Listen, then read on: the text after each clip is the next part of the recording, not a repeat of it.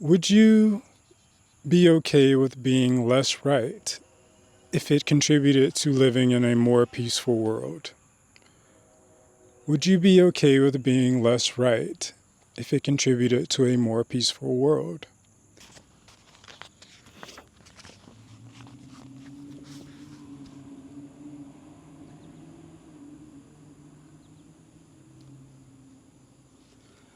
The five colors blind the eye.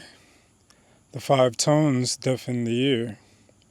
The five flavors overwhelm the palate. Fancy things get in the way of one's growth, racing here and there, hunting for this and that. Good ways to madden the mind, that's all.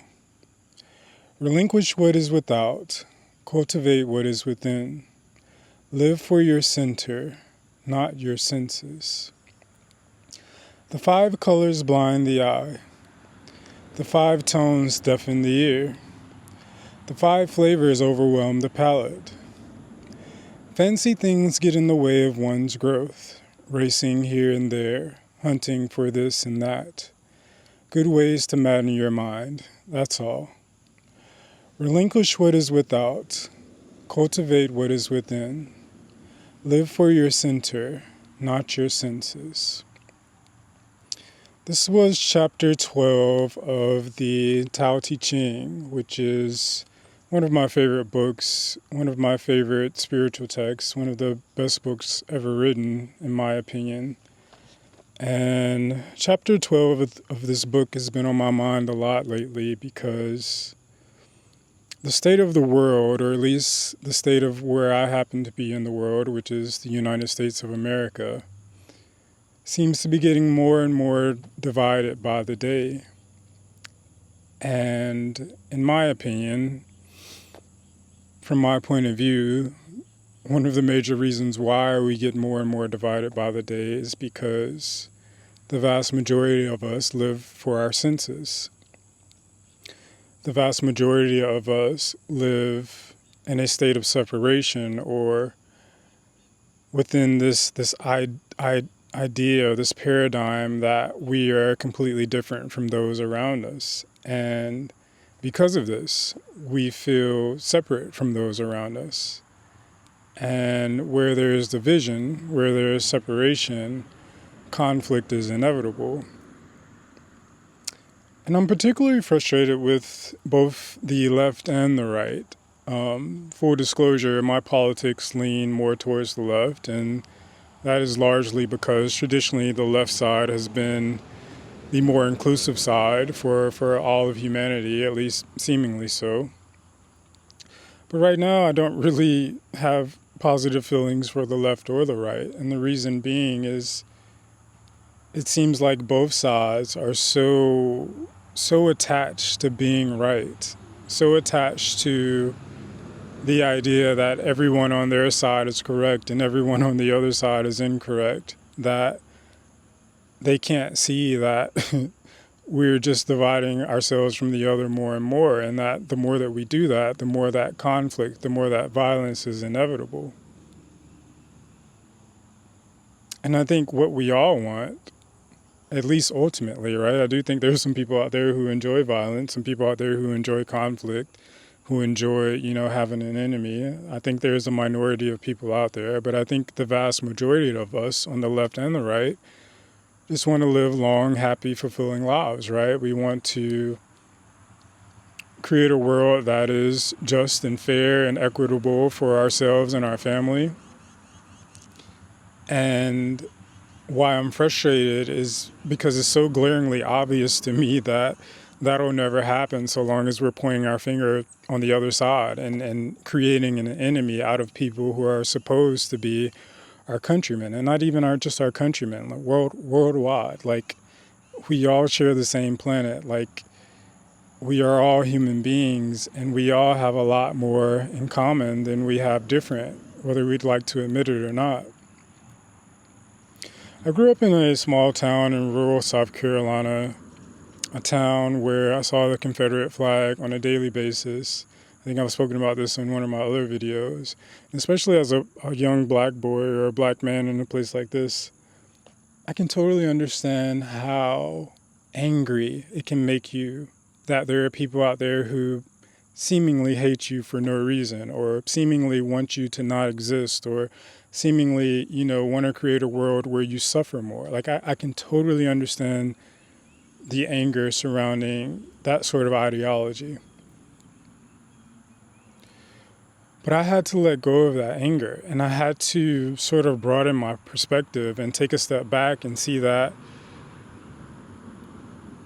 as long as I fight, like the harder I fight against what I apparently hate, right? What apparently hates me, the more I become just like them. And I think that's what the left and the right aren't seeing, is that the line between the two is blurring more and more day by day. And the reason why is because you are inevitably going to become what you intend to fight against if you do so unconsciously. And I think we're both doing so unconsciously right now. And it's no longer a matter of trying to find a solution that works for the most people. It's about my side winning. I want my side to win. I want my side to be right. My side has all the answers. The other side has none of the answers. My side is totally right. The other side is totally incorrect. And it's like, what is the end goal? Is the goal to totally eradicate anybody who has left-leaning ideology? I think that's the case for a lot of people on the right. Is the goal to totally eradicate anyone who has right-leaning ideology? I think that's the goal for a lot of people on the left. But what I would like to do is speak to the small minority of rational people who are left, or maybe it's the majority, and maybe it's the minority that's loud and there's a majority of rational people left.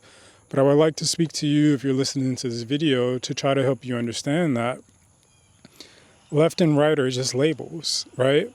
They're labels that do a lot more to divide us than to unite us. And I can totally understand wanting to be aligned with the side who shares the same morals and values as you, and who wants to see you not just survive, but thrive. I totally understand that. I'm not begging anyone to sit at a dinner table with their enemy if that's not in your heart to do. But what I am asking is that we take a step back and we not be so attached to what our senses show us, like the Tao Te Ching says. Because senses are easily misled. It's so easy to trick the eyes or the ears or the mind. Even the mind is so easy to be confused. It's so easy to be brainwashed. And I think a lot of people on both sides are brainwashed and have completely lost a lot of their humanity just for the sake of following this idea that ultimately amounts to nothing. Like, it really amounts to nothing. So I guess I'd like to leave you with this question. Would you be okay with being less right if it contributed to living in a more peaceful world? Would you be okay with being less right if it contributed to a more peaceful world? And what is the actual value of being right? I'm sure Hitler thought that he was right. I'm sure Israel's leaders think that they're right. I'm sure Palestine's leaders think that they're right. I'm sure Russia's leaders think they're right. I'm sure Ukraine's leaders think they're right. I'm sure Charlie Kirk thought that he was right, and I'm sure his killer thought that he was right as well. And what has all this rightness, guys? What is all this righteousness gotten us? Nothing but death and destruction and war and a messed up economy where more and more people are suffering every day because we just keep dividing ourselves further and further. So, as the Tao Te Ching suggested, I think if we all can stop living for our senses so much, senses that divide us, senses that place us further and further into these categories where we can't be with one another, and live more for our center, live more for that essence within us, which is within all human beings, right? Within us all, left, right, up, down, it really doesn't matter which you associate yourself with. There is something inside of you, something at the very core of your being that is just like every other human being, and that unites every human being. Because at the end of the day, we all just want to live happy, fulfilling lives. Not all of us. Some of us do want to cause chaos and destruction. That is absolutely true. But for the vast majority of us, we want to live in a world where all people are treated fairly, where all people have an opportunity to create a life that makes them happy, and where they can support the people that they care about.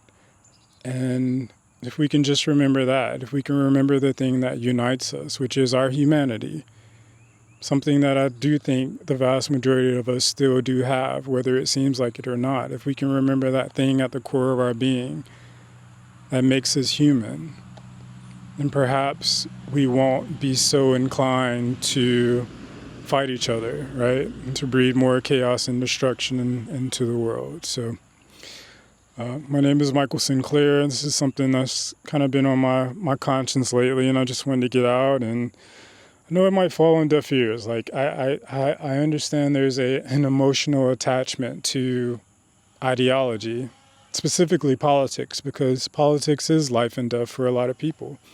And I don't mean to discount that, but once upon a time, I was very attached to my political beliefs, like borderline militant, borderline ready to be violent in order to get my point across, or to get the right message out, the message that I thought was right. And even though I felt right, and even though there was a lot of passion and intensity behind like my actions back then, I didn't have any peace. I didn't have any happiness. I didn't have any fulfillment. I was really suffering day to day. And what drove so much of that passion was really suffering, right? And when you think about it, if your engine is being fueled by suffering, if your engine is being fueled by pain, then you're going to drive into destruction. You're going to drive into chaos. You're going to create a world, right, where you project that anger and hatred and destruction out onto other people. So, like, while I can understand not just wanting to be right, but just wanting to be treated like a human being and wanting the other side to see your point of view, I can totally understand that. I can also guarantee you that there is substantially more peace, substantially more happiness, substantially more well-being in the center. So, I'm not saying to totally abandon what you believe in, but perhaps leave a little bit more space to not be right, or to at least allow other perspectives, or to at least allow room, right, for other viewpoints to coexist, and to not be so threatened by that, because we are a lot more alike than we are different, and we're a lot stronger together than we are apart. So that's all I had to say. I hope this resonated with you, and yeah, I'll catch you in the next video. Peace.